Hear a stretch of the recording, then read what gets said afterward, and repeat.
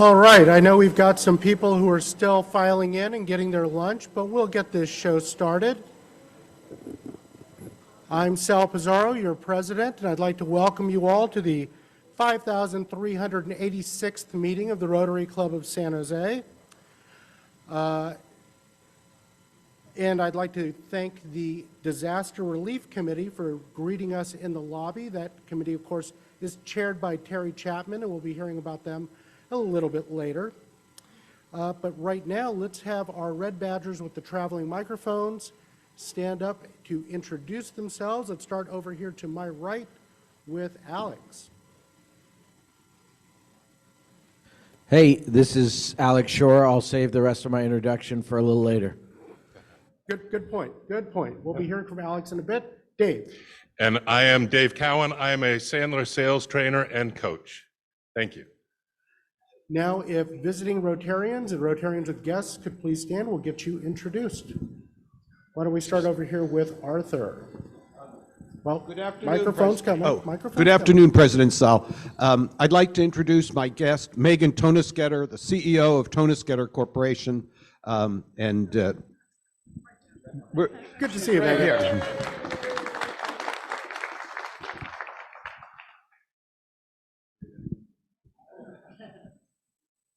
Oh, go ahead. Okay. You're... Good afternoon, President Sal. I am hosting today Giannis Kramer. Why don't you stand up, Giannis? Giannis is a San Jose State student at the International House.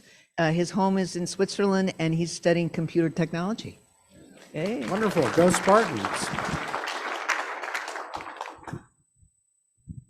Hello, Mr. President. Ron Zarek, Petrinovich Pugh and Company. I'm proud to introduce my guest, Nicole Lechler, who is the Director of Member Experience at the Silicon Valley Capital Club. And she does a great job. And a colleague of Gina's. Any more? Okay. Well, one more. Deanna. Hey, President Sal. We have another Rotaractor from San Jose State, Mr. Ashe Ilame, who's getting some more dressing back there. And he is the treasurer of the Rotaract Club at San Jose State.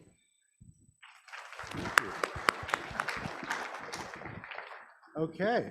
So now that you've all gotten your dressing and your lunches and everything, we're going to have, we have a little time to do something again that we did a few months ago, a little chat and chew. We're going to give you 5 minutes to talk amongst yourselves on the topic, what was your first job, okay? And then when we reconvene in about 5 minutes, I want to hear from a couple of people who heard the most interesting first jobs.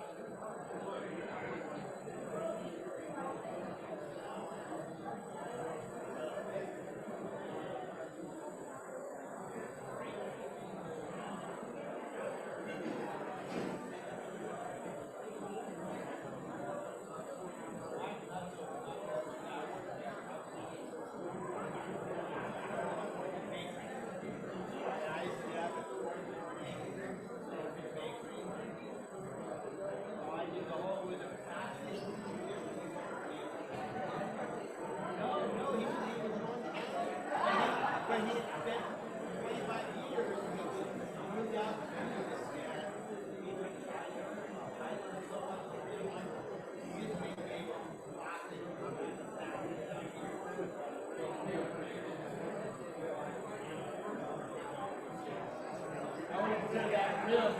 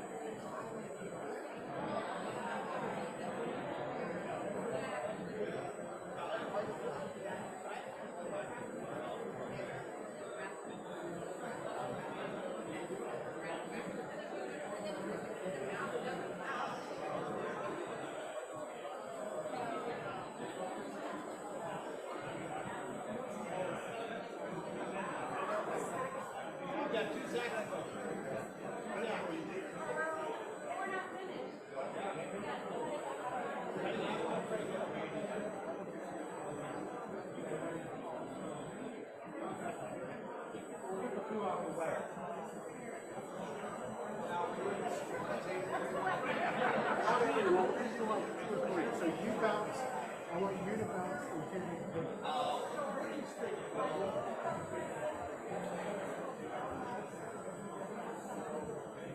Okay, let's bring it back together. I was walking around hearing some interesting first jobs. I want to hear what some of the ones you guys have been sharing have been. And I think I want to start with Larry Stone right here. Boo. But before you got the booze, Larry, what was your job? My first job, actually, I'm going to talk about my best job because and it's not the assessor, by the way, but I was chosen as the campus representative for Heidelberg Brewery. And I was paid $50 a week, and they put 4 cases of beer in my car every week. And so I was the most popular guy at on campus. That's a good job. Okay, who else has a job they'd like to share or that you heard at your table that you want to out somebody? Raise your hand. Nancy Williams. I would like to out Lenore Keeve, who, it turns out, at 13 years old, wrote fake horoscopes for her mother's magazine. under the, yeah, what was the name? Zaza? Yeah, Lady Zaza or something. That's a good one. That's Yeah, a good I one. thought so. We all got to start in media sometime. Anyone else want to share one? Gina? Gina Rodriguez, and my first job ended up being potentially my last job as well. Well, where I will retire, but at the Silicon Valley Capital Club. Started there when I was 19, and somehow they wanted to keep me around, and still have been there 18 years later. So. I know what that's like. Fernando. President Sal, just to bring a little bit of reality to our musings, I was comparing here with Carl Silker. He started, his first job in which he got paid was cutting apricots on his family's orchard. He was 7. I said, well, let's see if I can top that.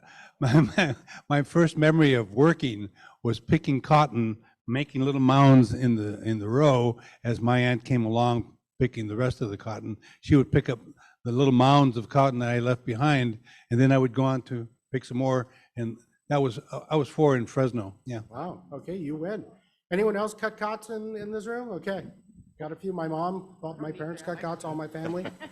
Pick prunes, cut cots. Okay. Any last one? We got time for one more if someone wants to share. Maggie. I'll do it. Yeah. So I had a really fun job when I was in high school. All through high school, I worked after school every day at Chicken Delight. And Chicken Delight was a franchise in New York. And I had to sing, "Don't cook tonight, call Chicken Delight," every night. Every night. And I smelled like chicken, and I smelled like French fries, but I didn't care. I had the best time with these students who were with me. Anyway, that's my story. Don't I cook hope you tonight. I hope you still like chicken. Yeah. So, and my first job was, I think it was my sophomore year of high school. I worked at a place that's no longer there called the Mexican Deli in South San Jose. Basically, it was like a early version of a Chipotle. I was making burritos, making tacos, and it was a lot of fun, and I learned a lesson I've carried with me ever since. I was sweeping the floors and doing a really crappy job of it, and the owner came up to me and said, "You need to do better." And he said, "Whatever you're doing, I don't care if you're sweeping the floors or any other job, do it the best you can, because if you do it really well, you won't be doing that job for very long." And so I thought, okay, yeah, I should do better, and I did, and here we are. Sometimes I wish I could go back to sweeping floors. But speaking of jobs, one of Rod Diridon's favorite jobs is to introduce a new member, and we're going to be doing that right now. We promised you earlier we'd be hearing more from Alex Shore. Rod?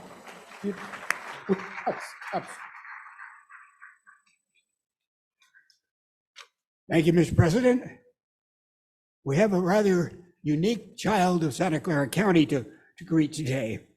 Alex Shore's grandparents moved to the area 70 years ago. He was raised in Saratoga by wonderful parents. I think some of you may know Lori and Stanford Shore from their time in Saratoga. They found this really bright kid in their family, so they shipped him off to Vanderbilt, and he got a degree there, went on to USC, a degree in political science and African American studies, way ahead of his time at Vanderbilt. Then went on to a master's in public administration at USC. Then went on an odyssey, trying to visit all of the states in the United States. And he got to Nashville, Washington, D.C., Alaska, New York City, Los Angeles, San Francisco, and so on, 41 states so far. And then he finally wandered home 12 years ago, lives on the Alameda, near the train station, good neighborhood. And he's already founded 3 very important and successful community activities. The Rose Garden Farmers Market in 2018 helped name Barack Obama Avenue Boulevard in 21, and catalyzed Silicon Valley in 2017.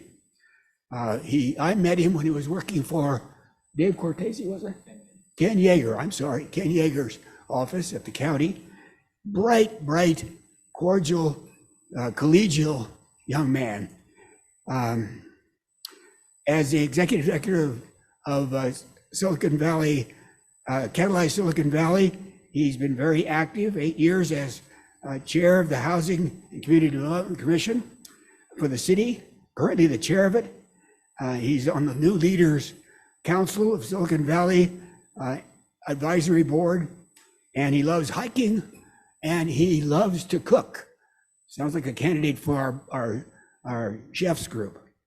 So let's greet Alex Shore, newest member.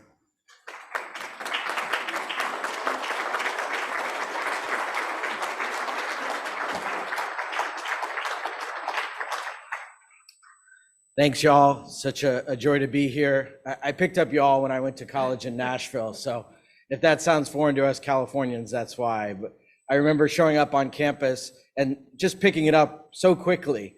And I called my dad back home and I said, "Dad, I just said y'all, and I'm a native Californian. What should I do?" He said, "Alex, you're in the South now, just go with it." So it still percolates every now and again. Rod talked about some of the places I lived, Nashville. I even did a stint in Anchorage, Alaska, if you can believe it. New York City, Los Angeles for grad school, that city 45 minutes up the peninsula that some of us talk about sometimes.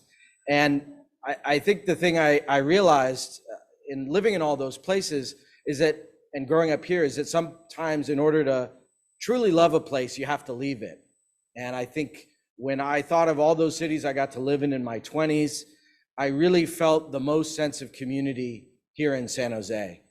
It's why I started some of those efforts that Rod talked about. It's why I wanted to get involved in the Rotary Club, is because civic engagement is really important to me. And of all the places, this is where I feel most at home, where I want to contribute and continue to give to this city and this community. So it's very powerful. I am a San Josean by choice, and I'm so glad to be part of this chapter. I hope to work with many of you and get to know you over time. I'm a true people lover, so it's really fun to get to know more people, and I can't wait to get to know hopefully all of you. So thank you, Rod, for bringing me in.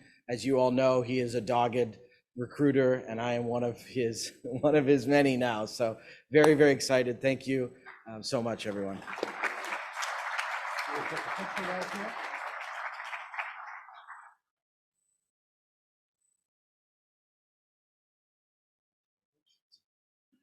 Now, another great member for our club, and we are thrilled to have you. Now, let's ask Carrie Chapman to come up here and give us an update on the Disaster Relief Committee. Carrie. Okay. There we go. So for those of you that don't know, our committee was started about 12 years ago, and the purpose was to research organizations that were responding to disasters so that individual Rotarians could have an idea of where best to put their funds. We look at organizations that apply 100% of the funds to the actual disaster. Some really good organizations like the Red Cross, if you give your money to them, you don't know if it's actually going to this flood or that earthquake or whatever natural disaster. So that's what we do. We're a little bit different than other committees because we primarily meet on email. So when a disaster strikes, we start our researching as to who's doing what and what makes sense to put our money towards. So to give you some idea of, you know what, okay. So you're probably all aware of the flooding that's happened in Pajaro. And I wanted to give you some ideas of how you could make your individual contributions if you're so interested. I would recommend the Farm Workers Caravan. You may remember Darlene Tennis came and spoke to our group maybe a year and a half or so ago, and she started the caravan. She started it when COVID began, and the whole idea was to get food and other type of essential items from this area, caravanned it down to the Gilroy, Morgan Hill, the farming communities down there. And it was only supposed to be during the beginning of COVID. It's lasted a lot longer. It went through all of the fires that we had down there and now the flooding. So her website, which is up there, talks about the caravans that are coming up. If you actually wanted to, you could give your donations of goods. You could also make a financial contribution, or if you want to contribute your time, you could. There's locations here where the drop-off locations. You could work the drop-off locations, or you could distribute goods down there. So if you take a look at the site, you'd find out some more information there. Another great place would be the Santa Cruz County Volunteer Center, and they have pulled together a lot of volunteer efforts. Things like delivering care packages to the flood survivors, helping at the donation centers and sorting also, and actually doing cleanup. So they have their days listed on their website. So if you wanted to go down there and help with cleanup, that would be a great place to do it. And a third area would be the Pajaro Valley Loaves and Fishes. Before the flooding happened, they did lunches every day for workers. And in addition to that, they had a pantry. Once the flooding happened and there were so many more people in need, they started providing dinners. And so they actually need people to prep dinners from about 3 to 5:30 every day. They need about 8 people. So if your schedule allows it, and this is something that would be of interest to you, they also have some Saturday availability. That would be a great place. All of these places are accepting financial donations because one of the problems is that the people are displaced and they're in hotels right now, and they still need to pay some rent. The people who are there, there's no work to be had. This is a really tough situation. When I talk to some of the people down there, they're saying the impact of this is going to be a lot worse than the fires we saw in Santa Cruz. The amount of people, there's at least 3,000 people that are displaced. So it's a large number of people. The people have already been living on the edge, so this makes it even worse. the workers, there's not as much work to be had down there because of the fields are flooded, the ag fields. So FEMA has come into play down there. I don't know how much money is actually getting handed out, and my understanding is that in order to qualify for FEMA, it's a very narrow group of the population down there that's been impacted is going to meet the criteria. So there's a great need down there. Our committee is going to be waiting just a little bit until the dust settles to figure out a good project that we can make an impact on. But talking about an impact, here is some of the impacts that we've had this past year. One has been with the Syria-Turkey earthquake. We donated $5,000 towards a company called Direct Relief. So if you remember, the earthquake happened the February 6th. There was a 7.8 magnitude, followed up after that by a 7.6. And there were about 10,000 aftershocks. This was the worst thing that has happened in that region in modern history. It was just crazy. The death tolls were over 57,000 between what happened in Turkey and what happened in Syria, as well as 1.5 million people that didn't have homes. So we gave our money towards an organization called Direct Relief. We checked them out. They're a 100% score on Charity Navigator and an A+ on Charity Watch. So if this moves you, this would be a great organization to put your money towards. They help medical workers, and they have a lot of data analytics as to what type of disaster has happened and the types of medications and medical supplies that are needed. Got to wrap you up. Okay. We've got a couple more things to get to. We also gave some money to the Florida hurricane. And last, I just want to say that we're putting together a group of people to be trained in community emergency response team training. And we would love to have you join us. If you're a resident of San Jose or work in San Jose, it's a 20-hour course, free to those who live and work here. And it would allow us as a Rotary Club to respond to disasters like the flooding we've had. Thank you. Thank you, Terry, and thank you for the work your committee does. Catherine Tompkinson, come over here and give us a recap on our fish day.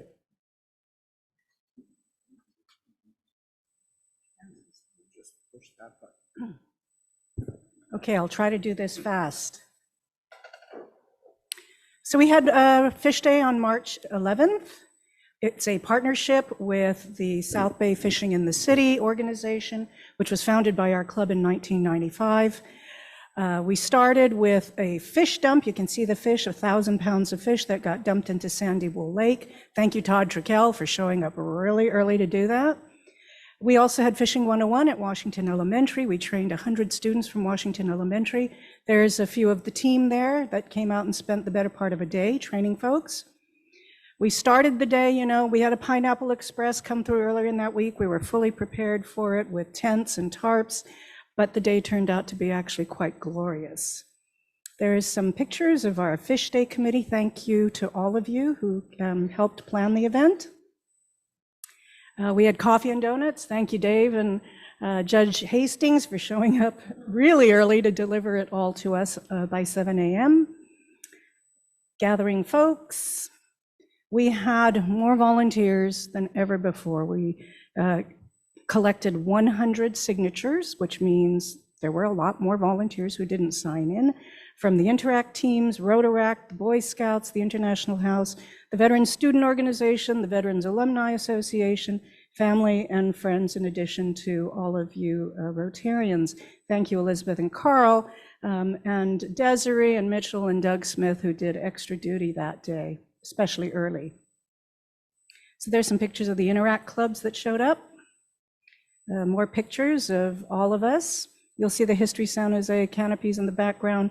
We put up a bunch of canopies. Thank you to History San Jose, the San Jose Downtown Association, and the Boy Scouts for loaning us their canopies.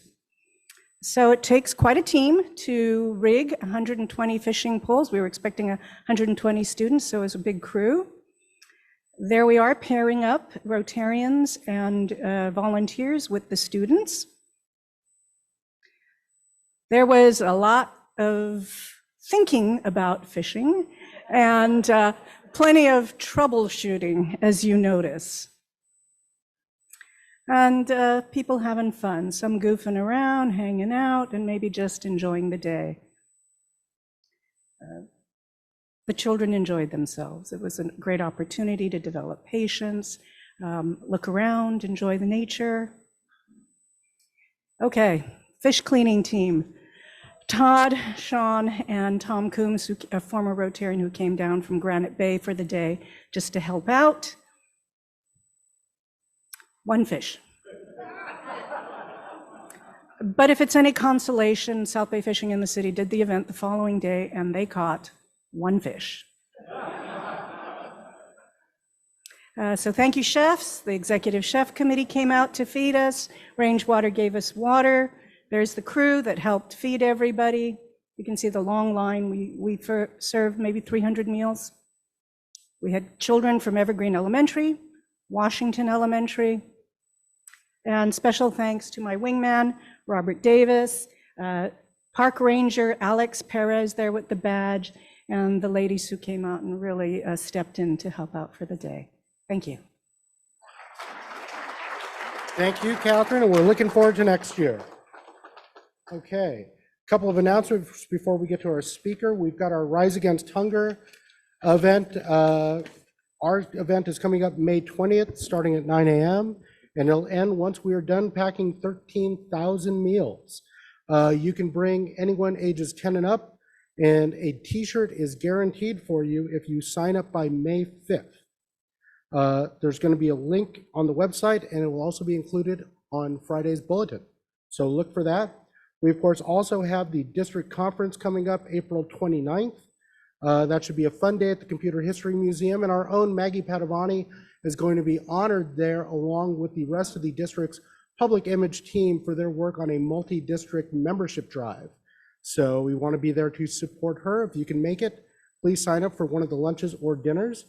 And of course, we have the Bryan Adams Mini Masters Golf Tournament coming up April 22nd, 10 a.m., along with firesides coming up in May.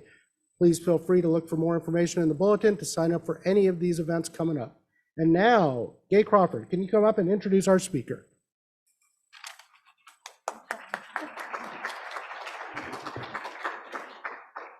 Veteran NBC anchor and reporter, host of what I think is the best program on television today, produced locally, Press Here.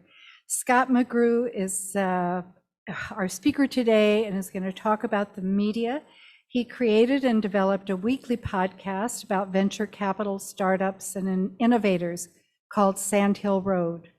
Some interesting facts over his 20 years as a veteran NBC and TV career. Scott was the first journalist to reveal the crimes behind the death of a South Bay Marine in Afghanistan.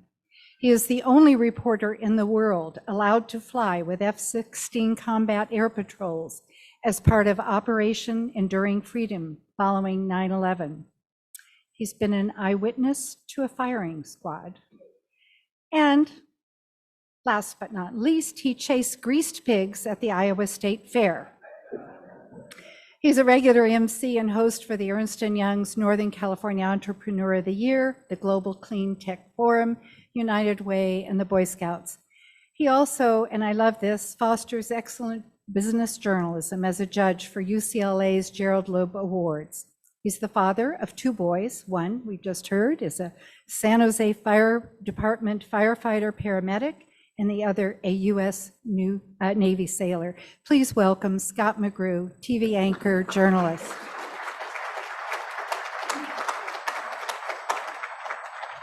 Thank you.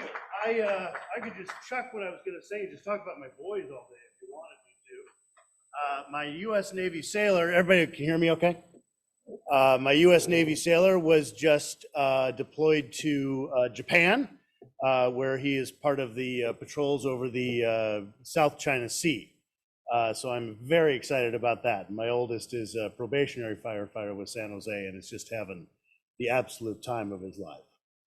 The answer, I'll give you the answer first. The answer to the question I get asked most often is 2:15 in the morning. The question is, what time do you get up in the morning? I got up at 2:15 this morning. Joining you about my dinner time.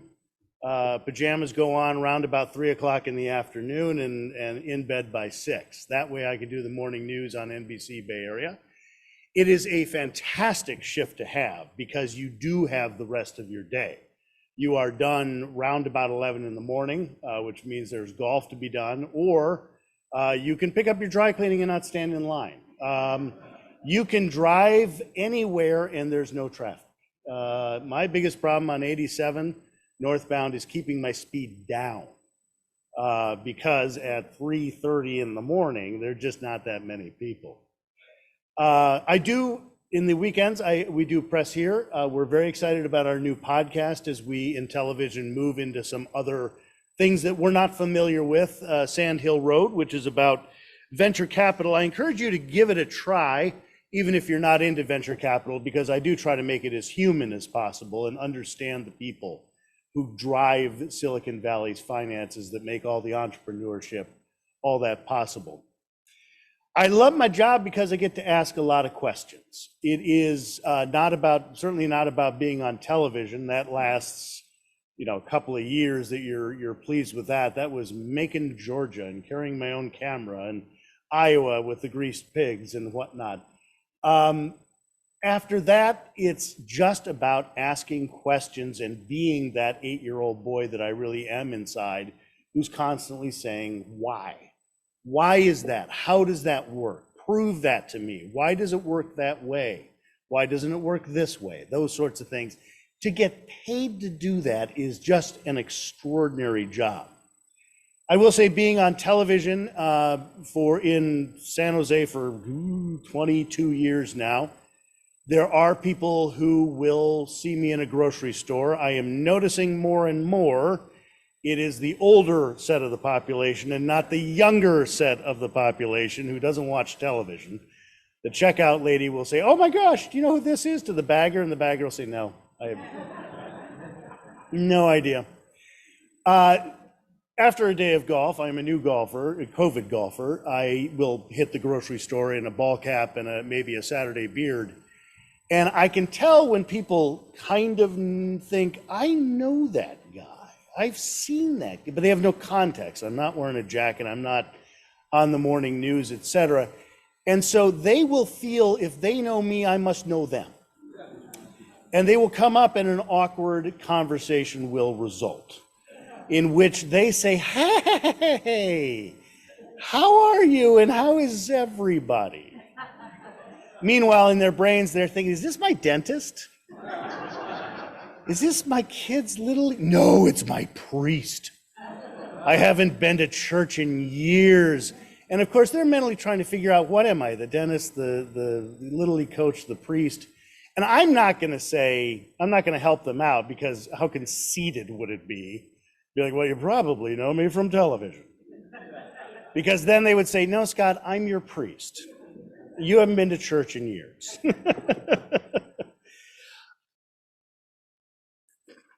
I have a couple of clips here, just in case you are a Channel 2 fan and have never seen Bay Area. I found an old clip I kind of enjoyed when I was looking through things to find.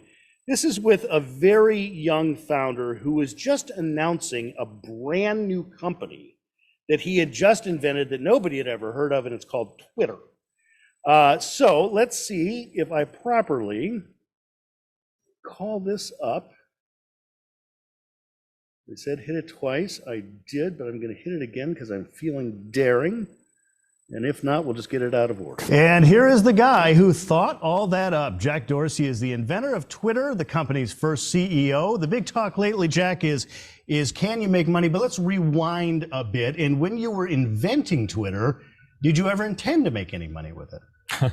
Well, we intended to make something we love. We wanted to see this in the world, and we wanted to see it large, and we wanted to see people using it.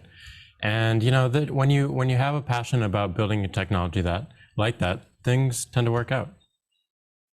The bald fella, I don't know if you caught him, that was John Fort, who is now with CNBC on Squawk Box and whatnot. That was his first appearance on television, and is now a big star with the NBC Universal. Another clip, absolute most strange interview I ever had, was with a self-proclaimed Chicago-based venture capitalist who had sent out a press release saying that she was proud to announce that she had hired Gurbash Chahal. Now, you may not remember who Gurbash Chahal was, but he was a wunderkind, made hundreds of millions of dollars, young entrepreneur who it turned out later is an awful human being. You know, he was caught on tape beating his girlfriend. He was arrested for domestic. He's just a bad guy. And she had sent out this press release after all of this, saying, and I emailed back, well, clearly there's some confusion, or this is a more common name than I thought it was. And she said, no, that's the guy. And I said, if you would like to, and she wanted to come on the TV show, and I said, sure. So she flew out from Chicago to explain why she had just hired a convicted domestic violence person. And before all the robotic cameras came in and the lights came on and the studio got underway and the show, I'm not into surprising anybody. I had already talked to her about, hey, this is going to be the subject of why you did this. I said, essentially, are you sure you want to do this?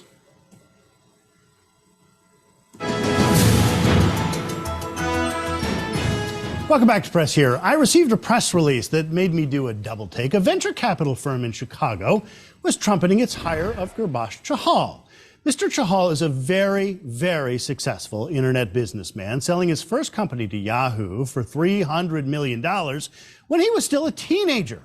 He would go on to create more companies, but Mr. Chahal is also abusive. In 2014, he pled guilty to 2 counts of misdemeanor domestic battery. He was placed on probation when prosecutors say he attacked a second woman and was sentenced to 1 year in jail pending an appeal. And that's why I did the double take. I was surprised that he would get a job offer. And then I asked the person who hired Mr. Chahal if she would come answer some questions. And I had my second surprise because she said yes. Nin Desai is that person. She runs Nin Ventures in Chicago. She made the trip out here to face our questions. Well, the obvious question is, Mr. Chahal sits on your board of advisors. I assume you invited him there, and I'd like you to explain to me what the thought process was. He is an unusual hire, to say the least. Well, I believe the very first comment that you made, I shouldn't be talking about it in details, but I personally find Mr. Chahal to be a thorough gentleman. As far as ad tech industry is concerned, that's why we brought him on board, to disrupt the ad tech industry. So I'm not sure if you are familiar with the data, but the traditional television viewing has been on a decline for the past. No, and there's no question he is brilliant at ad tech. I mean, he's had 2 or 3 companies, and he's sold them and generated hundreds of millions of dollars. And I'm willing to talk to you about ad tech and the important things that you're trying to accomplish as a venture capitalist. But you still got to convince me about the hire. Let's start with the simple thing. What does he do for you? It just got worse from there. It's astonishing. And it's funny, when I play that back, I say, what the thought, or something like that. And when I first heard it, I said, did I really say, something else, right? I'll leave you this final clip with sort of a sweeter chaser. And this is a very nice man named Brad Garlinghouse, who's been in Silicon Valley for many, many years. He runs currently a company that has a cryptocurrency called XRP. Brad, you own XRP, right? You have in your wallet. I mean, so to speak. Brad owns XRP. Is that a fair statement? I do personally own XRP. Primarily, I think about it as the company owns a lot of XRP. No, Brad. I want to ask about how much Brad owns. Business Insider says it's worth $9 billion. I have read that report. $9 billion, just Brad. Blink if that's true. Yes. No, he just blinked. Look, I think this is a dynamic where I think about the long-term success. Okay, so it's $9 billion. That's no. Okay, so we've had both founders of PayPal on, Max Levchin and Peter Thiel. We've had Reid Hoffman. He sat in that chair. Yeah. Wozniak has sat in that chair. I have done the calculations. You are, on paper, worth more than all of them combined. Yeah. I'm aware of those reports. I come back to, look, I do think we're creating something very interesting. He's a very kind man. I like him very much. Obviously, the media landscape has changed a great deal in the 22 years I've been in San Jose. You know, with newspapers, certainly with magazines, certainly with radio. Television's the same way. I was talking about how the audience is just getting so much older and it's fragmenting as people, you know, cut the cord and watch more Netflix and that kind of thing. It's changed for us as reporters as well. I mean, the obvious one is that I used to have to call the San Jose or the Salt Lake City before that, where I used to work, the reference librarian who knew me by name when I would say, hey, what's the GDP of Canada? And now, obviously, that's right at our fingertips. ChatGPT, we've tried it out, you know, as a way of understanding and being able to search for information. It's not quite as helpful because it doesn't give us where the information came from, the way that Google will direct you to, you know, a website with the World Bank or that kind of thing. I did ask ChatGPT to tell, what's a good joke to tell the Rotarians? You're going to be incredibly disappointed. Why did the tomato turn red? Because it saw the salad dressing. It's, you know, I mean, all this thing you see about AI, maybe not every time is it really all that exciting. The rise of social media has been tremendous because we can monitor Twitter, and the first moment something bad happens, usually something bad, let's face it, it starts to percolate on Twitter. Hey, did you hear that big boom? You know, yes, or did you feel that? Or those sorts of things. And it's like having reporters all over the city and the county and the region. It does also give voice to a lot of people who didn't have a voice before, which is both good and it's bad, because if you've noticed, every year on the news, somebody has an issue with the Starbucks holiday cup. And, you know, that person who lives in who knows where is able to get, and then, you know, a good reporter will search around, find two more, and then all of a sudden, Starbucks facing major controversy because cup looks vaguely like, you know, Satan. Well, it was three people, and two of them probably didn't come up with the idea themselves. That's the downside for that. The other downside is, I mean, I've got one guy on Twitter that swears I'm not telling the truth about the lizard people that actually run San Jose, and I know I'm in a safe space that we can talk about the lizard people who really run, the local government. It does also create one interesting thing that it took me a while to understand, and that is I did my own research. You've heard that, right? Well, I did my own research about vaccines, and I know that, you know, et cetera, and with some crazy thing, usually involving lizard people. The people who come back to the media and say, you're not telling the truth because I did my own research, are fundamentally misunderstanding what it is we do. They're misunderstanding that we create, I mean, we're not the only ones, but we are part of the creation of the information. And the reason that we are able to create information is because we were there.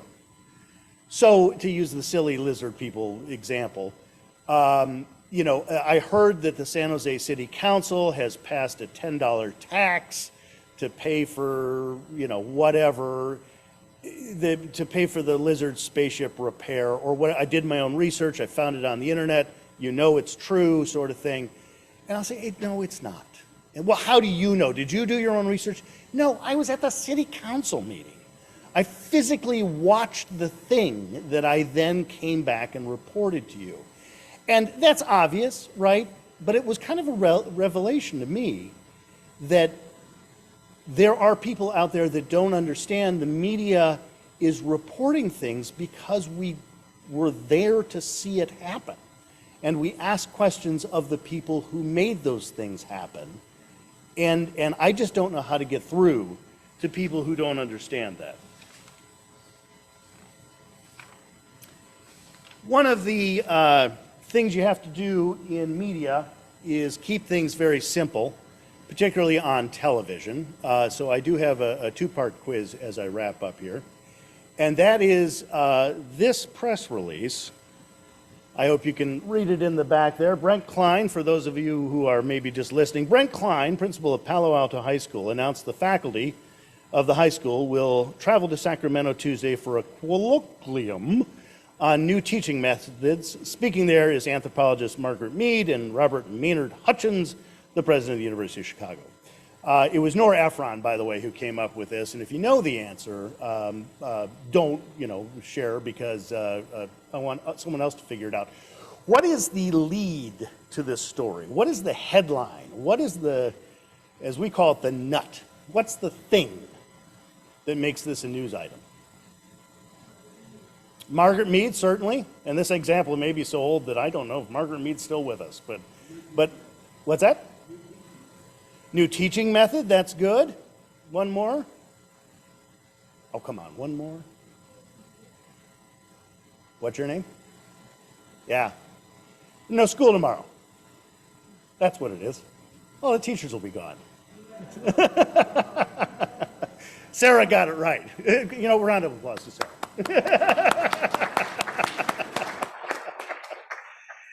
This is the other one. This is called a lash up. You've probably seen it. We don't have too many freight trains anymore in San Jose, but you can see that the engines on the front, the locomotives, the one in the front, you've seen this before. The one in the front is facing forward. The next one is facing backwards, as is, it looks like, the fourth one. Now, we all know why there are four of them. It must be a heavy load. They're probably headed up into the mountains. Why are the Santa Fe's, I think they just happen to be Santa Fe's, why are those facing backwards? Oh, no. Yes. Okay, the reason I bring this up is because this bothered me. I would see these go by and it would just make me nuts as to why some of them faced backwards. And I would come up with logical explanations like, well, maybe they have to kind of unwind it or something. That it's good, you run it forwards for 1,000 miles, you run it backwards for 1,000 miles. Here's the answer. And that is, obviously the one in front has to face forward because you got to know where they're going. After that, it makes no difference which way the locomotive is attached to the train. Therefore, why bother? It's hard to turn a locomotive around. So just hook it up the way you found it. Now, if you think that wasn't very an interesting answer, you would not be a good reporter. If you sat there thinking, oh, tell me, because it's bugging me too, you make an excellent reporter. That's what I have to say to you today, but I know I wanted to save some time for questions, and I am delighted. I will remind you that whatever the answer is my sole opinion and not the opinion of NBC Universal Comcast. Thank you, Scott, and let's get some questions for him. Carl Salas. You didn't tell us how you got here. I think a lot of people would like to know briefly how you got to where you are. And I sat next to you. You have a presence. Is that natural, or do you have to work on that? Oh boy, I don't know. I am the son of two teachers, so that may be where that comes from. My sister is also a teacher, so I'm the black sheep of the family. I knew as a little boy when I went into a newsroom with my dad. My dad was the superintendent of schools, and I met a reporter and realized they don't sit behind a desk doing they get to go out and do things. And that's what I wanted to do, and I started in Macon, Georgia, for $250 a week. That's $12,000 a year. Up to Toledo. It's a little like baseball, and then over to Salt Lake City, and then out here. But it's the only thing I've ever done. I mean, other than our first job, right? Professionally, I've never done anything else. Another question. Don't be shy. Gay. Alex is standing in the back, expecting someone in the back. Make the new guy do it. I've watched almost every press here, and you've done such a variety of entrepreneurs and venture capitalists. What's your favorite or most interesting, I guess, interview on press here? I'm going to not do a specific one, just to be fair. I am thrilled when I talked to an immigrant who came, and we always say, right? I mean, you know, you just lift yourself up by your bootstraps, and some of us do that, and to some degree. And so many of them have taken that idea so seriously that idea, yeah, I got here and I had $10 in my pocket. Who's the CEO of Zscaler, whose name just absolutely escapes me at the moment, sat with his wife and mortgaged the house and said, I think we can build this into something. And this is his third public company, Jay Chaudhry, has made millionaires out of his employees over and over and over and over, and came from absolutely nothing. And those are just, I mean, those give me chills. Those are extraordinary stories. Steve. Yeah, so you're standing next to someone who does reporting there, and I'm always curious, where do you guys get the best leads? Where do they come from? Well, I think it depends on, you know, what the story is, right? I mean, the communication with friends, and you know, there's always that weird story about you get the juror in the big trial, the jury foreman to talk to you because you use the same dentist. A totally true story in the Samsung Apple trial. That's how we got him. I think it depends on that. I will be honest with you that, and Sal probably experiences this as well, a lot of the pitches, as we call them, come from professional PR. I want my executive on television. I say no to 99 out of every 100 of those. But these days, oftentimes when it comes to my coverage, they come to me, which is delightful. But no reporter doesn't like you saying, hey, have you got a second? I got a thing I got to tell you about. Because those sorts of, you ought to look into this sort of thing, we can just feel our blood start to move more quickly. Okay, I got a question. Is it true that before LED studio lights that you all wore shorts while reporting? In Georgia, you damn straight we did. Yeah, absolutely. We have absolutely worn shorts underneath the anchor desk, especially, you're right, before LED lights. There was a change in television studios probably 10 years ago, where now we stand up and we walk around a lot more than we used to. And obviously you can't do that. But have I worn shorts under the anchor desk? Absolutely. Vince. Scott, did you ever have the chance to interview Elizabeth Holmes from Theranos? No, I never did, and I regret that. You know, it's easy to be the guy who looks back at it and says, how? How did that get past so many people? Because of the natural, show me. How does it work? What's inside? How does it work? Show it to me. Seems like such a natural question for me to ask, and I'm just startled that no one else ever did. Boy, they controlled her. I've talked to the best of them, but no, she was not somebody we could get to. Rod. You touched on the fact that many of the younger people are moving over to streaming services. What's going to happen to the news? And the investigative work that you do, like you do, CNN, the other news services around the world do, is absolutely irreplaceable for democracies. What's going to happen? I was hoping you knew. We don't know, and I think the important question is how are we going to make money on it, right? Because we can't do our job if we're not making any money on it. That's the struggle. I will say TikTok has some really terrible stuff on it. It has some really good stuff on it. There's a US congressman who talks on TikTok, and young people are paying attention, and he's connecting to them. So it may be short little things on the phone might be one of the answers. We are, as of very soon, or no, we're doing it now, streaming as we're also broadcasting.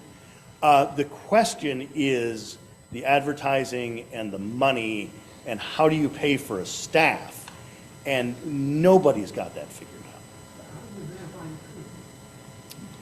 Well, we'll always verify the truth. You know, there are big questions about fake video and AI and all that kind of stuff. We may get to the point where we only run on television things we have physically shot ourselves, that we were there and saw it. Arthur. Are the media now more political than they were historically? CNN being liberal, MSNBC being liberal, Fox being lunatic conservative. I'm exaggerating, but slightly, or not. Yeah, I mean, but when people watch television, they don't feel anymore, and I don't know whether it's Donald Trump or anybody else, they don't feel like they're getting the truth or the whole truth. They're getting a warped perspective from one side. I think there's a two-part answer to that, and again, this is my personal opinion. One of them was Donald Trump, that most people in the era of, George W. Bush weren't that interested. They didn't, oh, well, my goodness, what did George Bush say today? That he created a sudden interest that has not gone away.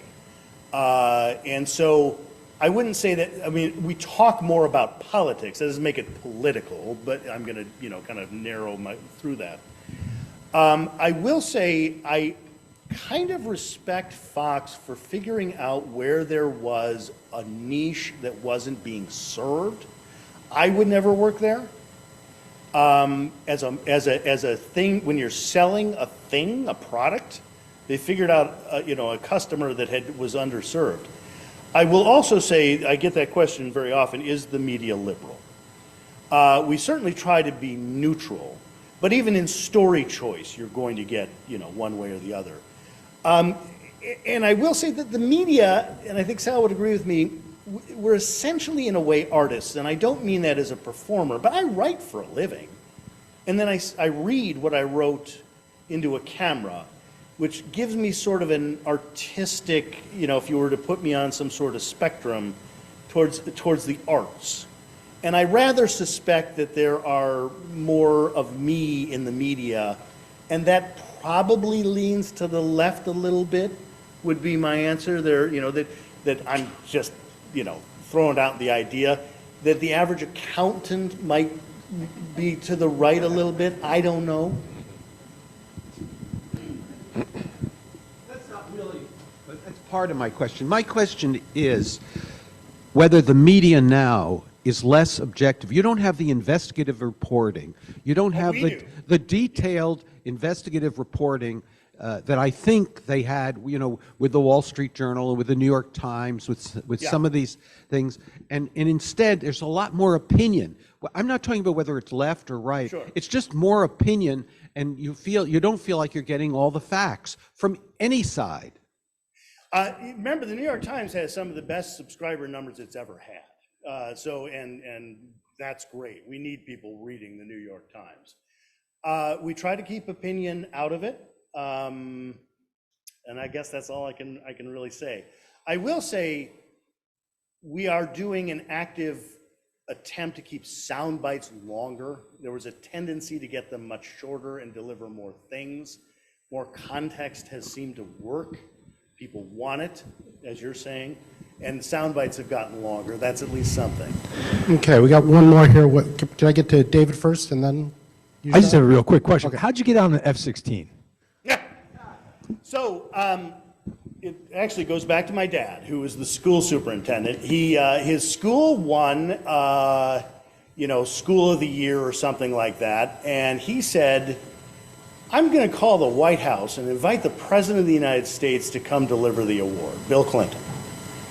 And the White House, at that moment, must have been saying to themselves, we really got to start talking about education. And the President of the United States came to the high school because my dad invited him. And I've always taken that lesson about just ask. And so when I read that the F-16s were out on combat patrol, I called the Air Force and I said, do any of them have 2 seats? Well, the F-16 model does. And I got to fly combat air patrol for hours. We did racetracks. This was shortly after the Greenville disaster, a submarine that had hit a fishing boat because they let the civilians on the submarine drive the boat. And so it was absolutely forbidden that I actually fly the F-16 for several hours in racetrack patterns, even though the computer would do it, So I categorically deny that I flew that F-16 for hours. David. Two questions. One of them's really easy. I looked on Spotify. What is the name of your podcast? Oh, it's a Sand Hill Road. Just Sand like the, Hill yep. Road. I looked. I couldn't find it. So I'll talk to you afterwards. I'll look into that. I'll talk to you afterwards. Sand and Hill are two words. And then the other question is, what's the business story we're not watching that we ought to be paying attention to here in the region? Well, you need to try for yourself ChatGPT and one of the visual ones. There's one called DALL-E, D-A-L-L-E. There's another one called Midjourney. They're not, you don't need to know computers anything more than Google. Figure it out and try it, and so that you understand what some of the concerns are and how powerful it is. I read the other day that that ChatGPT can diagnose with an accuracy of something like 99% if you feed in the symptoms. I'm not suggesting you do it for yourself. I'm just saying, for whatever business you're in, think to yourself, how can this make the business better? And also, how can it threaten what we're doing? And you do not need a computer science degree to go online and try it out. Thank you, Scott. Very welcome. Very welcome. And let's hope neither one of us gets replaced by ChatGPT anytime soon. Thank you once again, and on your behalf, we've made a donation to History San Jose, which is helping to preserve our city's heritage. Next week, our speaker will be Russell Hancock from Joint Venture Silicon Valley to talk about the state of the valley. Until then, keep the good times rolling. Sure.